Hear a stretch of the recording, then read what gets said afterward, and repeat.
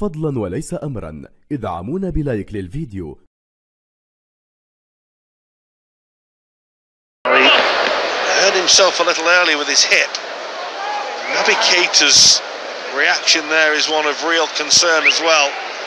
He's not one who lies face down in the turf unless it's a sore one, and the reaction of the players around him suggests that this might not be good. And the fans went deadly quiet, knowing not good.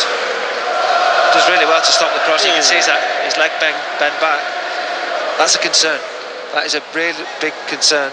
The ankle flexed inwards, didn't it?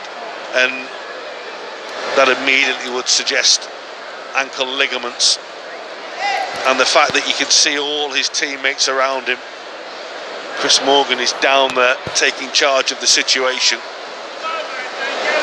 But clear concern for the Scotland captain, Liverpool left back.